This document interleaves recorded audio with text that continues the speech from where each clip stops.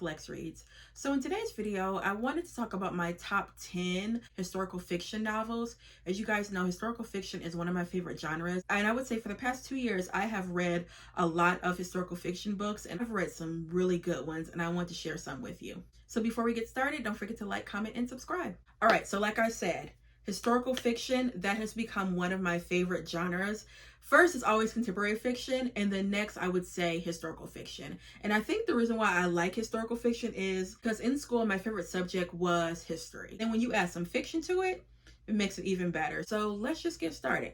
Okay, so my first is, I think I talked about this author before, and this is my first time reading this author. Also, this is a debut novel by her. It is called 50 Words for Rain by Asha Lemme. And this intrigued me because it was talking about World War II, I believe. Yes, but it was World War II in Japan. You have a young girl. She actually is biracial. Her mother is Japanese. Her father is Black. And her mom just drops her off at her grandparents' house. But like her grandparents are like high like society people. They're like royals basically, and because of her race and because of, you know, who her father is, they just lock her away. She lives in like the attic or something like that, and they're embarrassed by her. But she has a half brother that comes back into her life, comes back into the family's life. I think he's like 15 when we meet him, and he takes a liking to her. This I really liked because I don't know a lot about like Japanese culture, and she really did infuse that. Then her adding, you know, the backdrop of World War II. I always like to read books during that time. Overall, very, very, very good book. I would highly recommend this. Next is an African author. Of course, y'all know how much I like my African authors. This is She Would Be King by Wea Tumor. This is also a debut novel, and it did not read like a debut novel. Wea Tumor is an automatic buy for me. I have read, she only has 2 books, and I have read both of them. This is her fiction book, and she had a book back in 2020. It was her memoir, and it was fantastic. But this, surprisingly, I like this because y'all know I don't do nothing fantasy or anything like that, but I realized I can kind of take the magical realism where the people are like human, and let's say like if they do fly, still they're human. I know it sounds really weird, but like there was some magical realism in this book. So you have 3 major characters. The first one is a girl named Bessa, I believe, and she is immortal because she gets bit by a snake, but she doesn't die. Then you have June Day. He like, his skin is almost like a barrier where he can't feel like lashes and things like that. His character is during slavery time, so he's enslaved and it's like he's on a plantation. And then the last character is Norman Aragon, and he just vanishes. You guys know what I mean, again, with the like fantasy type. They're human, but they still have some magical powers. Next is another book that the theme is slavery, A Woman of Endurance. I'm not even going to try to say this name because I always ruin it, but this is the author.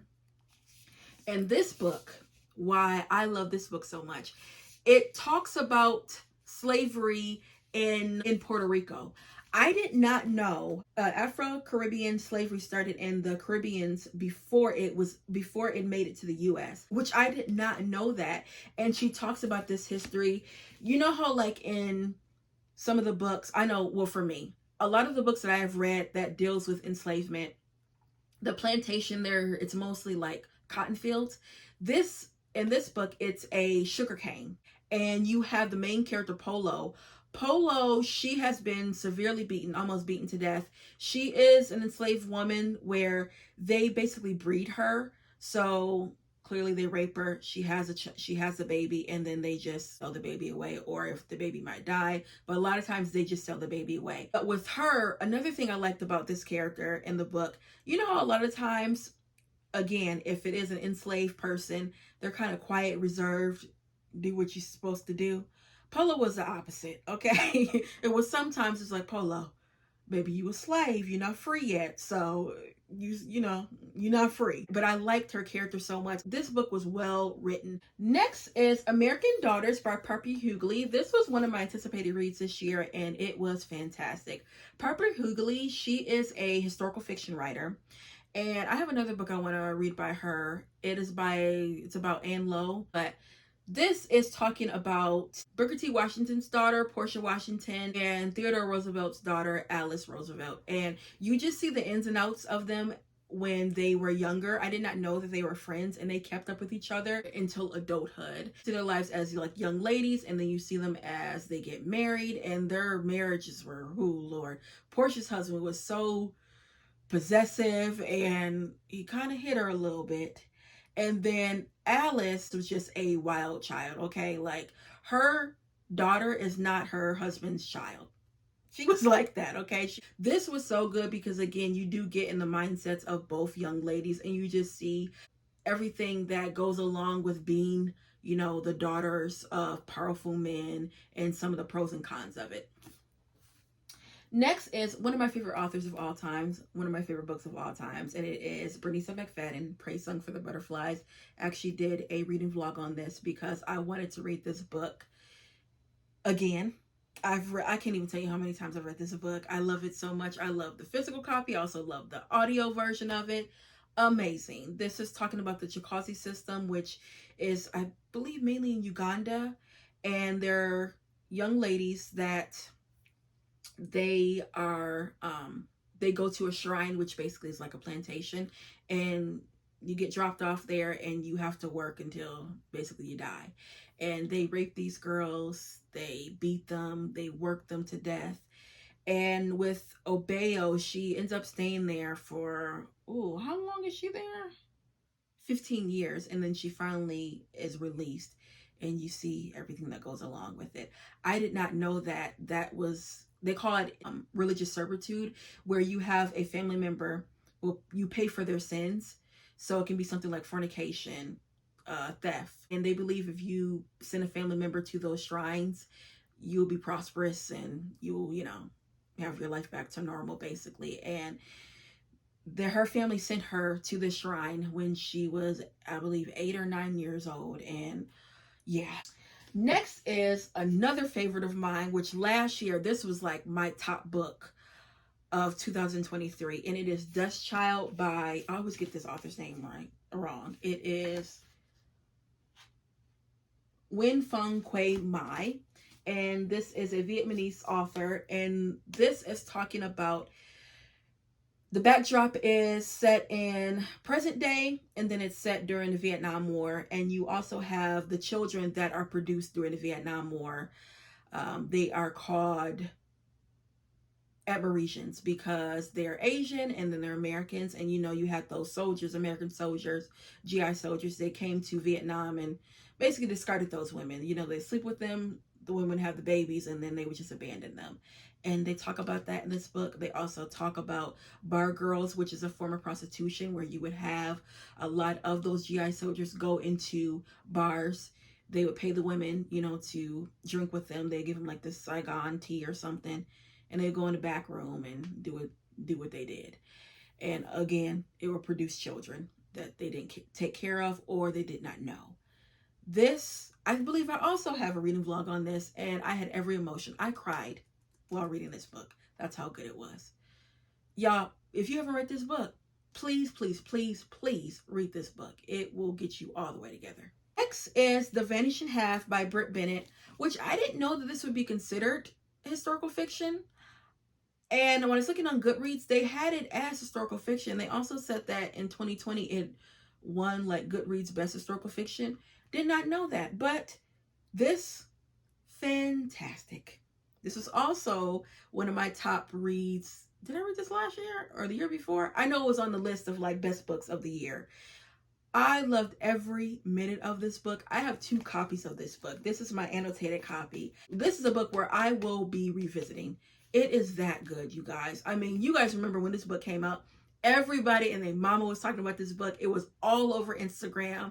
At one point I was like, y'all got another book to talk about? This all y'all reading? But after I read it, I said, now I understand.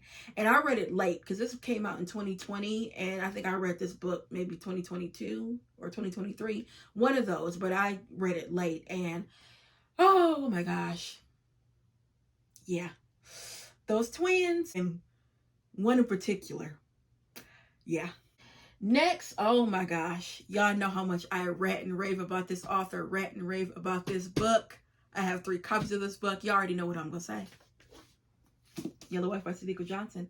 Sadiqa Johnson is my favorite historical fiction author of all time. Hands down. I have 3 copies. She just does no wrong. She's an automatic buy. If she comes up with anything that she comes up with, I'm buying. That's how much I love this author. And Yellow Wife, if you guys have not read Yellow Wife, please, please, please, please, please read it. This is a different take on slavery and enslavement. And the fact that it's based on a real woman, Mary Lumpkin. I never heard of this woman, never knew any of that existed, never knew anything about fancy girls and all of that. Oh, yeah, just fantastic. So, of course, after reading this book, a couple years later, she came out with her second historical fiction novel, and I got that, have 2 copies of it, read it twice, probably read it again. And this is so much different than Yellow Wife. She's not an author where it's like the same character in different settings. No, this is totally different from Yellow Wife. The characters are totally different. I love this because you learn about Black girls in particular that go to these homes for unwanted like pregnancy. And you learn, especially in the 1950s and 40s, what they do and what they did to these girls, in particular Black girls. Oh my gosh. And how babies were like bought, basically. And then also you learn about the Black elite and their fascination with, you know, keeping it tight, and also colorism plays a huge part. And you get into both of Eleanor and Ruby's, you know, circles, and just see just their day-to-day life. This was so, so good. And the ending, oh my gosh, I love that ending where it's just, you don't know, okay? Yeah, Sadiqa is #1 in my book. Lastly, this is another author where I will be picking up anything that she writes. It's Crystal Marcus Davenport. You guys know next week, the second book out of this series is coming out, and I cannot wait. I will be getting it the day it comes out. Y'all, you guys know what I say about YA. It can be a hit or miss.